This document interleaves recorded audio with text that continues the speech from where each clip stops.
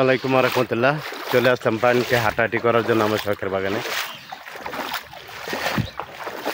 আমার শখের বাগানে কিন্তু পানি এসে পড়ছে। দেখছেন এই যে পেঁপে গাছে পেঁপে ফলন ধরছে, মাশাআল্লাহ অনেক সুন্দর পেঁপে ফলন ধরছিল। হ্যাঁ, পেঁপে থাকলেই কি হবে, এখন তো মনে করেন গাছের গোড়ায় এসে পানি, বুঝতেছেন তো। গাছের গোড়ায় পানি থাকা মানে কি পেঁপে গাছ শেষ, এটা তো সবাই জানেন, বুঝেন। আর এখানে এত পরিমাণ পানি হয়েছে বলার বাইরে। এই যে দেখেন গাছে সবই।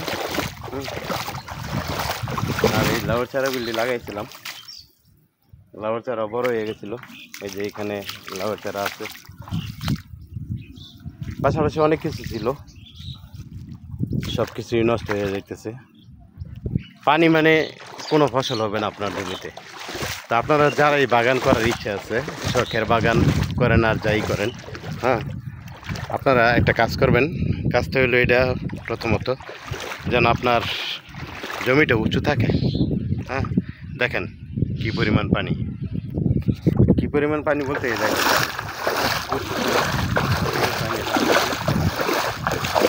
এখানে হাঁটু পর্যন্ত পানি। হাঁটু পর্যন্ত পানি থাকা মানে আপনার ওই জমিতে ফসল থাকবে না।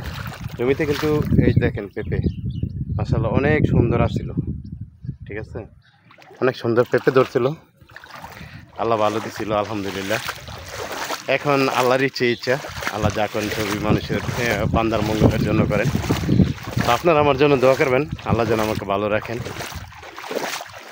আর আপনারা যদি আপনাদের কারো ইচ্ছা থাকে যে বাগান করার, এমন একটা জায়গায় বাগান করবেন যে জায়গাটার মাধ্যমে আপনাদের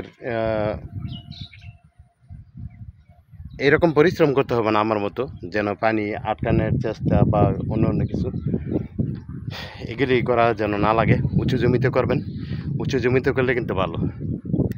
আর তাছাড়া আপনার যেই সময় ফসল হবে ওই সময় যদি এমন হয়, তাহলে অনেকে আছে টেনশনে বাঁচবেই না মোটামুটি। এই যে দেখেন পুরা জমিতে কিন্তু পানি। আমি কিন্তু এখানে অনেক অনেক বীজ রোপণ করছিলাম, যেটা হলো বীজ রোপণ করতে মোটামুটি 50-60 হাজার টাকা লাগে। হ্যাঁ, আর এই যে পেঁপে গাছগুলো যে করছিলাম, এই যে পাশাপাশি কলা গাছ আছে, কলা গাছের মধ্যেও কিন্তু কলা গাছগুলো অনেক ভালো হয়েছে বাড়ি। এই যে এখানে জৈব সারও অনেক আছে। আর কলা গাছগুলো দেখেন মাশাআল্লাহ কত মোটা মোটা হয়েছে। এখন কিন্তু কয়েকদিন পরে কলা ধরবে।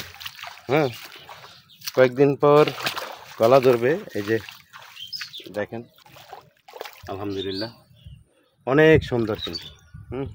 তো মাঝখানে যেটা ওইটা বেশি বড় গাছগুলা। তো আমি আপনাদেরকে বলবো যারা যারা আছেন এমন সুন্দর সুন্দর বাগান করবেন, যেন মানুষ দেখলে উৎসাহিত হয়, খুশি হয়। আর আপনার বাগানটা দেখে যেন ওরাও করে, এমন ধরনের বাগান আপনারা করবেন আমি সবাইকে বলবো। তবে উঁচু জমিতে করবেন।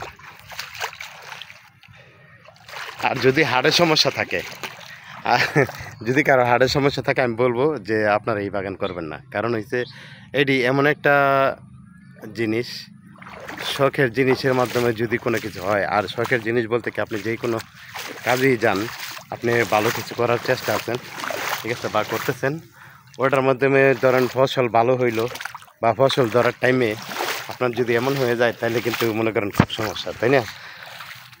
তো এখন তো সব কিছুতেই ফলন, আর ফলনের সময় কিন্তু এমন সমস্যা, তাহলে এটা কিন্তু বিশাল সমস্যা। আমি বলবো আমার বেলায় না, সবার বেলায় এটা কিন্তু বিশাল সমস্যা। এখানে পাশাপাশি আরও কিছু আছে, আর কিছু বলতে লেবু গাছ ছিল, এদিকে আর যাব না, ওই সাইডটা খালের সাইড, লেবু গাছও আছে। ওই লেবু গাছে কিন্তু মোটামুটি লেবুও ধরছে এখন।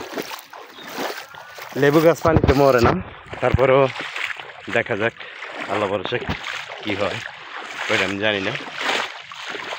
তো আপনারা দোয়া করবেন, আল্লাহ যেন ভালো রাখেন, সুস্থ রাখেন, আমার জন্য দোয়া করবেন। হাই সবাইকে, বাই বাই।